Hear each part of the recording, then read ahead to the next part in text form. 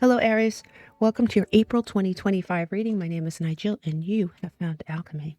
Now, I don't know if you listened to your spring reading. It was like a full April, May, June summary, but we pulled these cards here for your April reading, and now we're going to expand upon them. So let's do a light summary of that reading. We have, let me see if I can pick this up without disrupting everything. We do have the Five of Cups, right? And in this particular deck, the only astrological association is water. So it is water energy. And I told you in the other reading to pay attention to your surroundings while you're going through this time. There are new opportunities around you that you're not seeing because you seem to be concentrated on a loss or a problem. And this loss or problem could have something to do with love. It could have something to do with your work. It could have something to do with a friendship. There is a separation of sorts going on here, and it says longing, but I'm not really feeling the longing as much as the separation. So it could be you separating like from any of those things that I just mentioned. You do have here, I mean, to drive the point home, you do have the 10 of Cups here in reverse, Mars and Pisces energy, a disconnect with someone or something, the end of something that you thought was the end. You thought that was the end of the road. You thought that that was your home. And like I said, this could be a work, a job that you loved. This could be a person that you loved. It could be a friendship, a family member, anything like that. You do have here the Magician in reverse. And you may feel with this card, this could be Aquarius, this could be Gemini, it could be Aries. Many people do believe that the Magician is an Aries card. And it's unlike most Aries, it's feeling powerless, right? A feeling like you don't have the proper tools to navigate this. This also could be the misuse of power, someone else's manipulation, all right, that you're dealing with at the moment. Now, the advice was the Chariot, and I do like that advice for you. Right? This is Cancer energy. Take the reins and move forward, move past this, is what Spirit was trying to tell you. So let's expand upon this now. You do have the Great Serpent, and this is number 45 in this deck. Along with any negativity that's around you, the serpent engulfs it all. It is responsible for turning one thing into another. Opposites, dark to light, light to dark. Something that you thought one way about, you may start thinking completely differently about it. You do have the stone here, and I like that. It's a tether of sorts, right? It's number 67 in this deck. It's an anchor, a rock. It grounds us, and it's a remedy for all that ails us, right? And it does represent a change, but a slow change. A powerful change, but a very slow change. You have the number 30 here, and it says, you are an original, innovative thinker, an excellent communicator. You have a great talent for using creativity to convey your ideas, and your optimistic attitude has an uplifting effect on others. I am imaginative.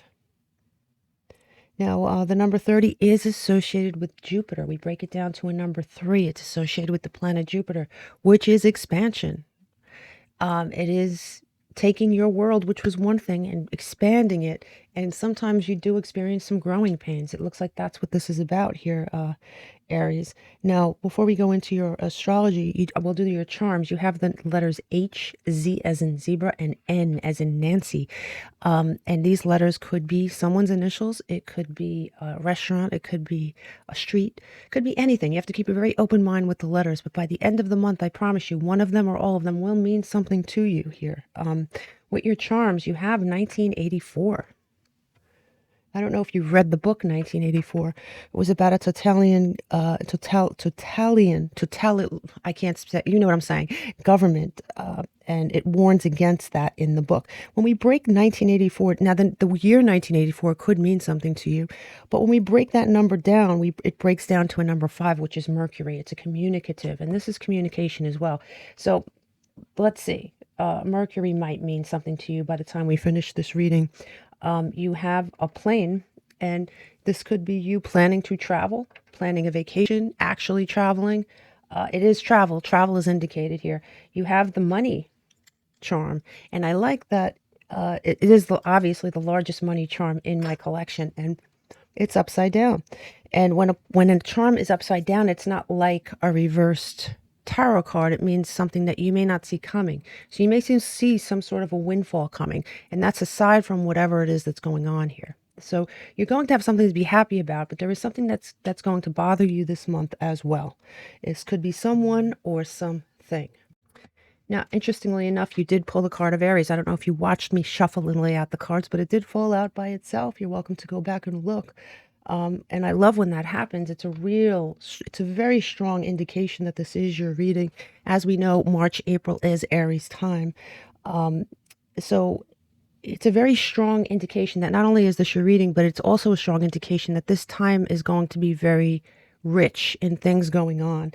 So let's look at Aries in general. You have April 6th, Sun in Aries, sextile Jupiter in Gemini. And that is a good luck day for you. It's an opportunity in all areas, whether it is money, whether it is, it could be anything. It could be anything from playing the lottery to asking someone out or to asking for a raise or acquiring some money. Whatever it is a very good luck day for you. On April 15th, we have Mercury that enters Aries. And that it's time to be innovative. You could accomplish great things, right? It's another really good luck day as far as that's concerned. On April 16th, we have Mercury in Aries conjunct Neptune in Aries. Don't get wrapped up in your own thoughts. They have the power on this day to uplift you or undermine you. So you have to choose your thoughts wisely on that day. On April 20th, Mercury officially goes into Aries. Sextile Pluto in Aquarius. Your words and charm can take you far on that day. You can win people over. You can elevate your relationships. It's a beautiful energy. On April 30th, Venus enters Aries. Shamelessly flirt, Aries. Shoot your shot. Do whatever it is you need to do. It is your time to shine, for sure.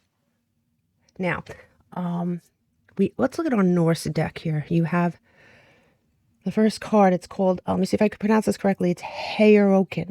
Heiroken. It is, now, she's an archetype, obviously, from Sweden.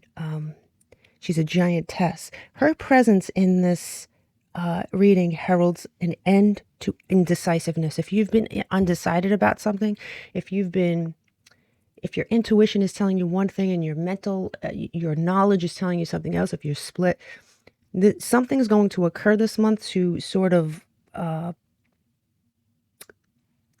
spark something. The light bulb is going to go off. You also have Wonjo, and this is a ruin. And this is a ruin that we receive when we get the advice to tend to ourselves. It offers hope. It offers a new way. It offers heat, vitality, and fire, which is very, very comfortable for you, Aries. So you have a lot of, and you also have joy. And now this joy card is coming in sideways, which means you can experience joy this month, but it's a choice. Remember when I said your thoughts are really important? They could either uplift you or bring you down. It says, as I do will, so mote it be. Let joy and light radiate from me. It is the number 16 in this deck. When I read off these numbers may or may not mean something to you. But being that this card came in sideways, you have to remind yourself that there are two cups behind you here. There is something going on that's disappointing, no doubt.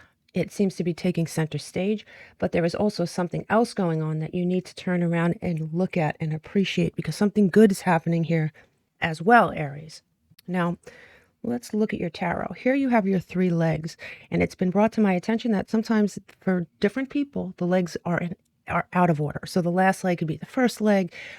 It's not a science, so of course it's going to be different for all of you. Just take them as individual legs, okay? You have in your first leg here control, right? It says control tactics. It could be someone trying to control you, for sure. It could be you trying to control your thoughts, like we talked about. Let's look at this. You have the Six of Pentacles here, and the Six of Pentacles is Venus and Taurus energy. It could be generosity and fairness. It could also be someone trying to breadcrumb you. Somebody trying to give you less than you feel you deserve. This leads straight into the Nine of Swords coming in sideways. And this is Mercury in Gemini energy.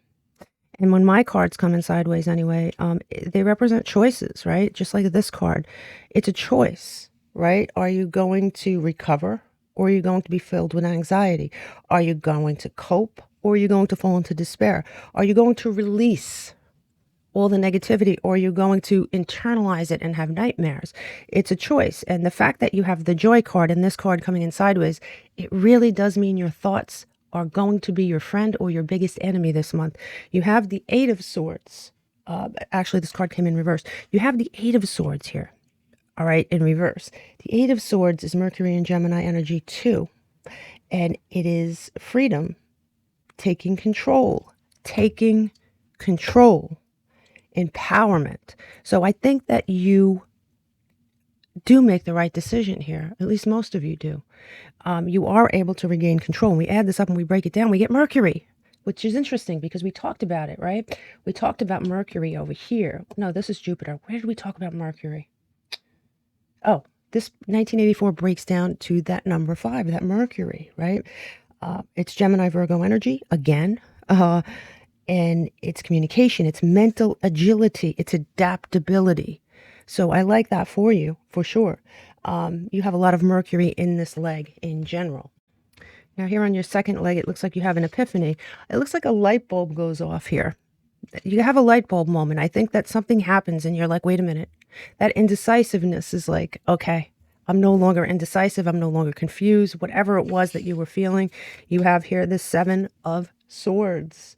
The Seven of Swords can mean many things in many readings. This is Uranus and Aquarius, but it is in this reading someone who may be underhanded or manipulative. What did I say about this reversed magician? There is someone in your midst who a light bulb goes off and you're like, wait a minute, I see very clearly now. Maybe, I don't know what it is that happens, but you now know something. And you have in the center of your reading, the Queen of Wands here in reverse. And in this deck, she does represent, she represents Sun in Leo, but just in this deck, all right? She represents different signs in different decks. But when she comes in reverse, especially after the Seven of Swords, when you learn about what's going on, initially you're going to feel you're going to be upset. You're going to be overwhelmed. You may feel pessimistic. You may feel a lot of negative things, which is natural. But you have the Four of Wands that follows it. It looks like this leg could be difficult for you. You find something out. Something becomes very clear. You're disappointed in someone here. And the Four of Wands in reverse is Venus and Aries energy, lack of harmony or stability, not getting what you need from someone, not getting what you were promised, maybe. When we add this up and we break it down, we get the number 11. So this is something that had to happen because 11 is a bridging number. It bridges your life from one phase to another.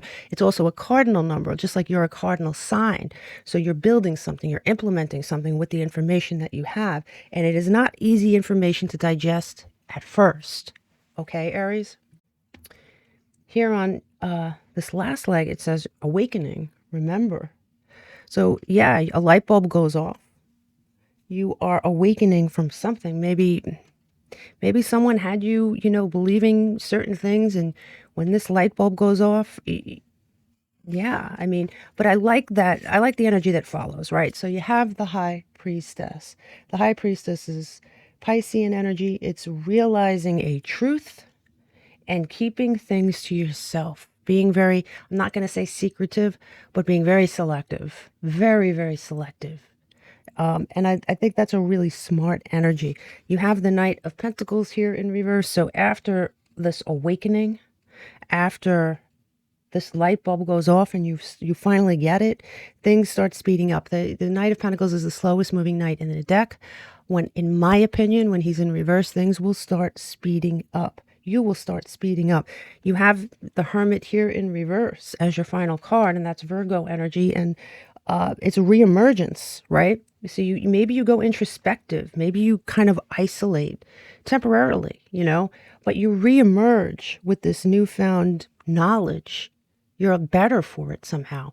And how do I know that? When I add this up and we break it down, we get the number 11 again. Very important month for you. Very eye-opening month for you. For sure. Now, when we look at your challenges here, Aries. You are going to find it challenging to detach from this person, but it's challenging only initially. I do think that initial blast is going to be a bit of a challenge for you. You have here, this could involve 3 people. This could involve 3 people. You have the Page of Wands, and this is Mars in Aries. That, by the way, is Moon in Cancer energy. This is Mars in Aries energy. Yeah, following your passion, starting over. It's going to be challenging, at least for this leg. It is, but I think you're going to do it, you know. You do have here the 5 of Swords, Uranus and Aqua. You're defending what you feel is right, and I think that's good. It presents a challenge, but I think that's what you need to do. You need to defend yourself. You need to go to bat for yourself. When we add this up and we break it down, we get Saturn, that Capricorn Aquarius energy. Lesson learned about someone or something. Lesson learned, okay? Now, in your opportunities, you have, you know, it doesn't surprise me, you have Uranus. You have the opportunity to free yourself from something, right? To experience the next level of whatever whatever the heck is going on. Something, you're getting past something. And once you detach from this thing, you will experience a freedom of sorts. You have here the Death card in reverse. Scorpio energy, but rebirth as an opportunity, rebirth, letting go of the past. Sun in Scorpio, 6 of Cups reversed, letting go of something, detaching from it. That's an opportunity for you. It needed to happen, right? And you have the Empress, and I love this for you, right? So you have the Empress, Taurus, Libra energy, abundance, birthing something new into existence. When we add this up and we break it down, we get Uranus. Again, you got Uranus twice on this leg. Change, innovation, breaking free from something, feeling this unexpected but necessary change. Very important. Now, I'm going to pull a couple of these cards and then I'm going to do your numerology, because now I'm really curious to know what those numbers are going to look like. You have 4 Aries. You have the Chariot. Again. You have the Chariot again. The same advice stands from Spirit. Move ahead. Control. Willpower. Bottom of the deck, you have the High Priestess. So weird. Came out again. You have this Piscean energy again. Keep your thoughts to yourself. Move in silence. Defend yourself when necessary, but don't tell anybody your next moves, okay, Aries?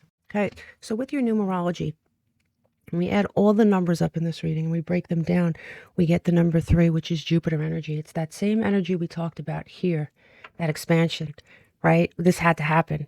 It had to happen for you to expand and move on, for that rebirth energy that we talked about, right? You're going to be experiencing better luck after this. Go listen to your spring reading. Now, the number that we talked about the most, the one number, was Uranus, number 4, that freedom. You're going to be freeing yourself from something here. The planet we talked about the most was Uranus. I mean, yeah, it came up over and over again. And I got news for you. The sign that we talked about the most was Aquarius.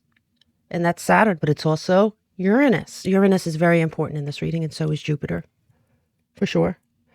Yeah.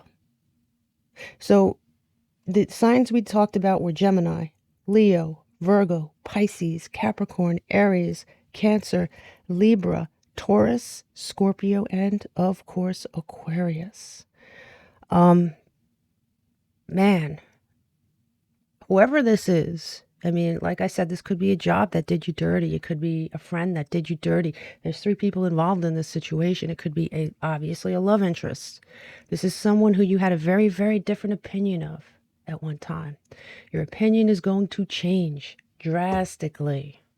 The opposite is going to be true by the time this month is over, but you're going to be grounded in reality. Grounded in reality. You're going to have good things happen, but this thing seems to overshadow most of the good. So don't think this is the only thing that's going to be happening, but it's going to be important. And I think you're going to be, when the smoke clears here, Aries, you're going to be happy. I'll see you next time. Namaste.